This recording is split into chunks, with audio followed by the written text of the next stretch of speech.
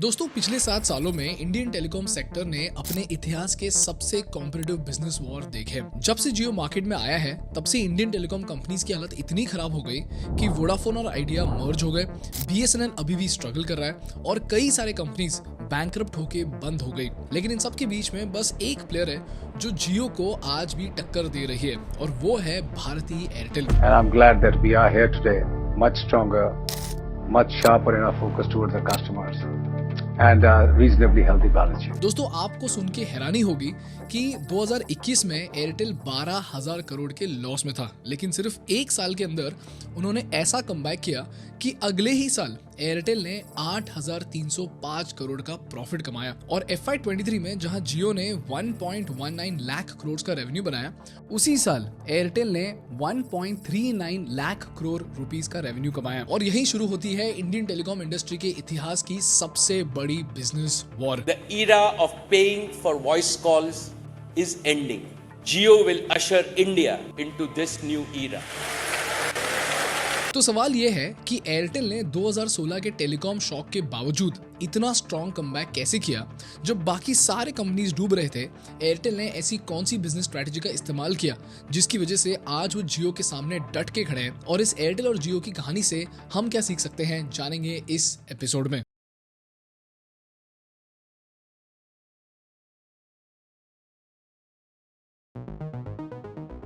दोस्तों इस complex business war को समझने के लिए पहले हमें इंडियन मार्केट के कॉम्प्लेक्स डिवीजन को समझना होगा और इसे समझने का बेस्ट तरीका है इंडिया के वीडियो कंजम्पशन सेगमेंट्स को देखना।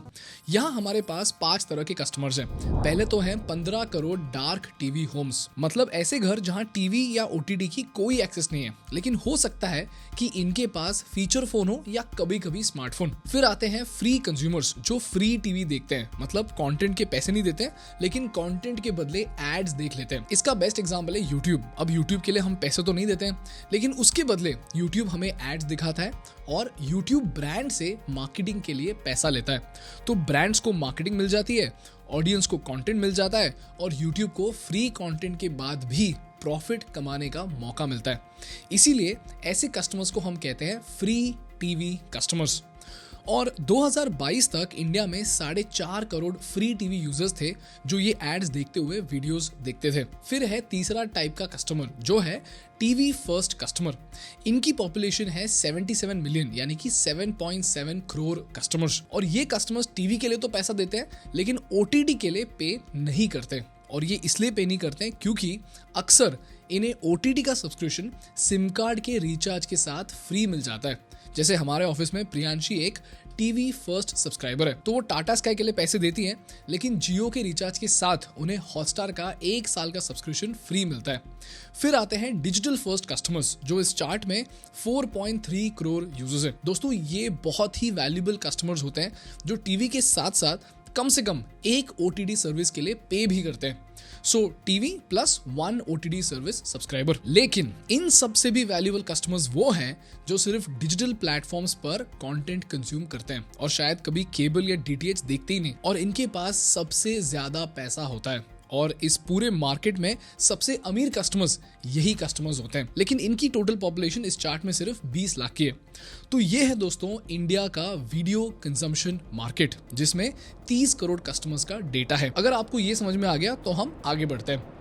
अब हम समझेंगे कि जियो और एयरटेल की बिजनेस फिलॉसफी में क्या फर्क है। We used to have a slogan which said, if you're caught between speed and perfection, choose speed. Perfection will follow. Of course, things have moved now. We do now say quality first, speed always. Our principles of doing business are really determined by, first, do we, at this scale and stage, do we create societal value? दोस्तों जियो की philosophy है Fortune at the bottom of the pyramid. ऐसा हम इसलिए कहते हैं क्योंकि जियो India के मार्केट में ऐसा मार्केट क्रिएट करना चाहता है जो आज एग्जिस्ट भी नहीं करता। तो पहला सवाल यह है कि जियो ऐसे इनविजिबल मार्केट को कैसे कैप्चर कर रहा है। दोस्तों इसके लिए जियो के 4 स्ट्रैटेजीज को समझना होगा। पहली स्ट्रैटेजी है फोन मार्केट को एक्सपैंड करना। यहाँ आती है जियो की जियो फोन स्ट्रैटेजी। रिलायंस जियो के जिस बड़े धमाके का देश के करोड़ों लोगों और खास तौर से प्रतिद्वंदी कंपनियां कर रही थीं बेसब्री से इंतजार, आखिरकार आज वो धमाका हो ही गया। Let me introduce इंडिया का intelligent smartphone presenting the Jio phone. इस स्ट्रैटेजी में जियो उन डार्क टीवी कस्टमर्स को टारगेट कर रहा है जो आज भी 2G फीचर फोन्स यूज करते हैं। फीचर फोन्स यानी वो फोन्स जो पुराने नोकिया फोन्स की तरह दिखते हैं। अभी रिसेंटली आपने देखा होगा कि जियो ने अपने जियो भारत फोन्स को लॉन्च किया, जिनका प्राइस सिर्फ 1000 रुपीज़ है, लेकिन उसके साथ वो 500 MB डेली डेटा और अनलिमिटेड कॉलिंग सब कुछ सिर्फ 123 रुपीज़ पर मंथ में ऑफर कर रहे हैं। और अगर आप ईयरली सब्सक्रिप्शन लेते हो तो सिर्फ 103 रुपये पर मंथ में डेटा और कॉलिंग आपको दोनों मिल जाएगा।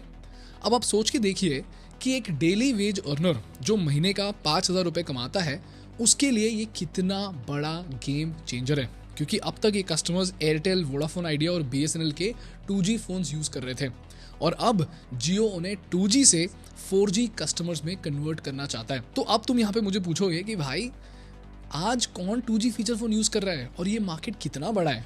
और यहाँ पे आपको सुन के हैरानी होगी कि आज भी 25 करोड़ लोग 2G फीचर फोन इंडिया में यूज़ करते हैं और इनमें से 10 करोड़ यूजर्स को तो जियो खुद ही कन्वर्ट करना चाहता है। तो अगर वो 103 रुपये का सब्सक्रिप्शन ले लेते हैं तो 10,000 करोड़ का रेवेन्यू जियो के लिए जनरेट कर सकते हैं।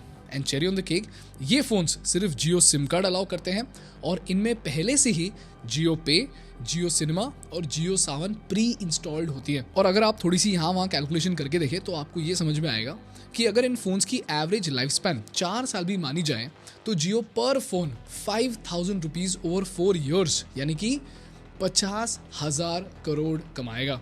तो आप समझ रहे हैं, ये जियो का पहला तरीका है जहां जियो एक नॉन एग्जिस्टेंट मार्केट को क्रिएट करना चाहता है और फिर उन कस्टमर से पैसा कमाना चाहता है। अगर आपको ये समझ में आ गया तो हम बढ़ते हैं दूसरे तरीके पे।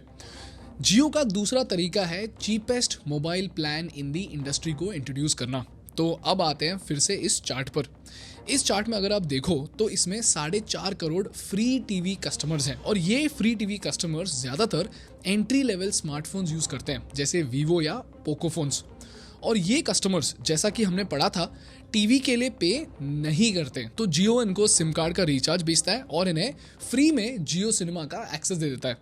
तो अब जियो इसमें पैसा कैसे कमा रहा है? रिचार्ज में तो डायरेक्टली पैसे कमा रहा है और जब ये लोग फ्री में जियो सिनेमा देखते हैं तो जियो सिनेमा इन कस्टमर्स को ऐड दिखाता है और ब्रांड से पैसे लेके प्रॉफिट कमाता है।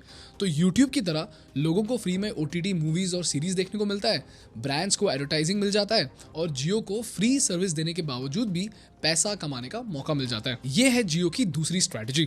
इनकी तीसरी स्ट्रैटेजी है स्पोर्ट्स स्ट्रीमिंग और यहाँ हम सबको पता है कि मोटा भाई ने IPL में क्या चाल चली। Jio Cinema reported a blockbuster opening for the Indian Premier League. Oh, it was exceptional in terms of the numbers that Jio Cinemas had to report just in the opening weekend. The stats are looking phenomenal. Jio cinema पर Tata IPL ने viewership के सारे record ध्वस्त कर दिए हैं।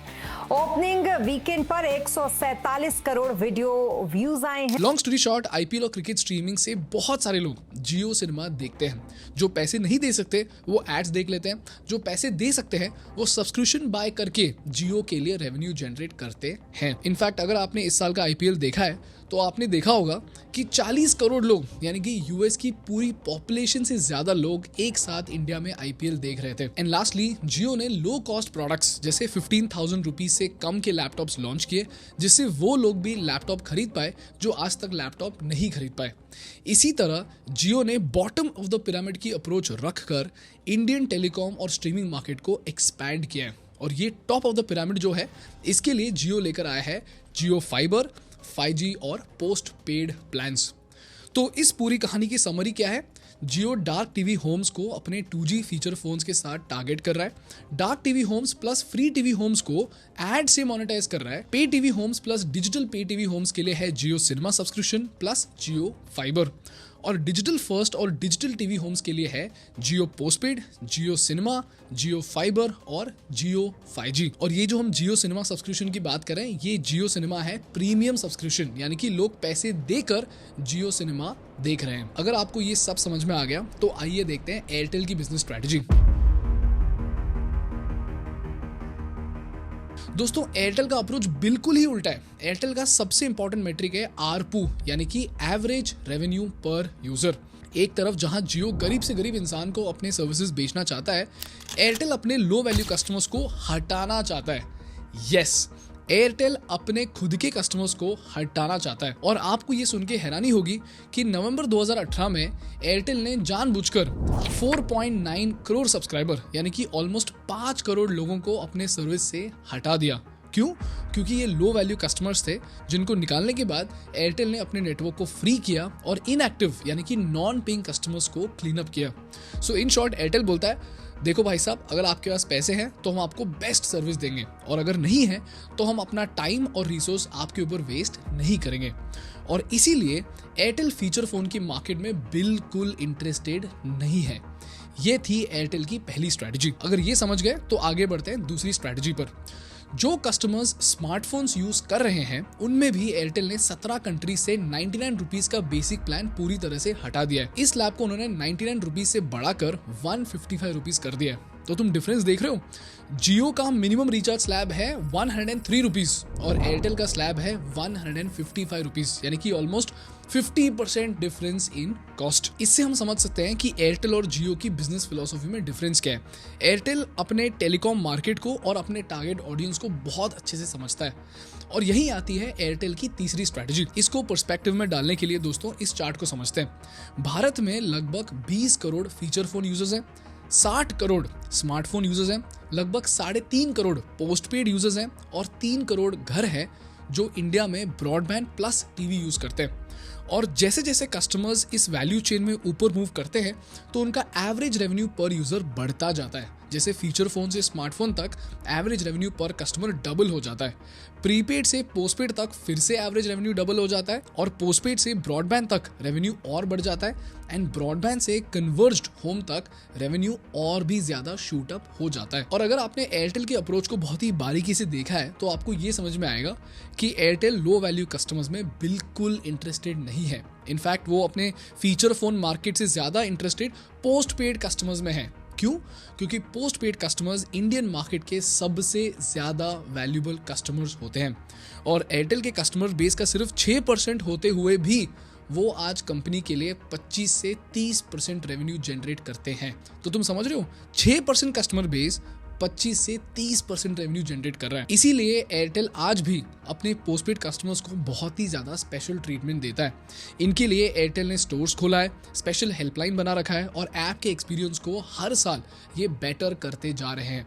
तो तुम समझ रहे हो, ये ऑब्सेस्ड है अपने हाई वैल्यू कस्टमर से। और अगर आप ये ग्राफ देखें तो ईटी के अकॉर्डिंग मार्च 2018 से जून 2018 तक एक स्पाइक है, क्योंकि टेलीनॉर के सब्सक्राइबर्स को एयरटेल के साथ मर्ज किया गया and at the same time Aircel ने बिजनेस बंद कर दिया था।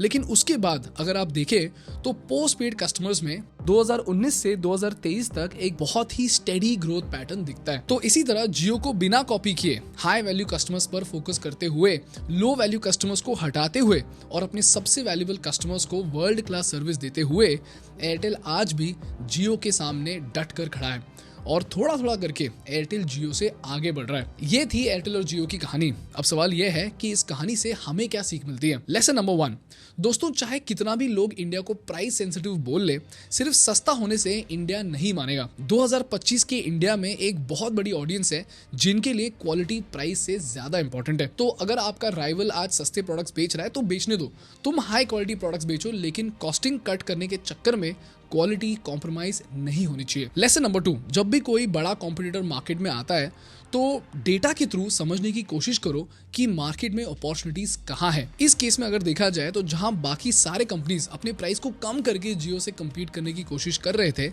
एयरटेल ने अपनी सोच को बदला और बेटर सर्विस दिया, जिसकी वजह से उनकी ग्रोथ हुई। यानी कि हाई वैल्यू कस्टमर्स पर फोकस करते हुए उनको प्रीमियम में सर्विस बेचकर आज एयरटेल मार्केट में खड़ा है। एंड लास्टली, हमेशा याद रखना दोस्तों, इंडिया में 2 तरह के लोग होते हैं। पहले जो अपने पैसे को बचाने के चक्कर में अपना टाइम खर्च कर देते हैं, और दूसरे जो अपने टाइम को बचाने के लिए अपना पैसा खर्च करते हैं। एक होता है लो वैल्यू कस्टमर, एक होता है हाई वैल्यू कस्टमर। एक में हाई वॉल्यूम लो मार्जिन में बिजनेस चल सकता है, लेकिन दूसरे में लो वॉल्यूम में भी high margin high profit business चल सकता है। अब आपको ये डिसाइड करना होगा कि आप इनमें से किस फिलॉसफी में विश्वास रखते हैं। That's all from my side दोस्तों। अगर आपको इस वीडियो से कुछ सीखने को मिला तो प्लीज अपना 2 सेकंड निकाल कर हमारे चैनल को सब्सक्राइब कीजिए और इस वीडियो को लाइक कर दीजिए। आपके लिए तो फ्री है, लेकिन हमारे ग्रोथ के लिए ये बहुत बहुत जरूरी है। Thank you so much. I will see you next week. Bye bye.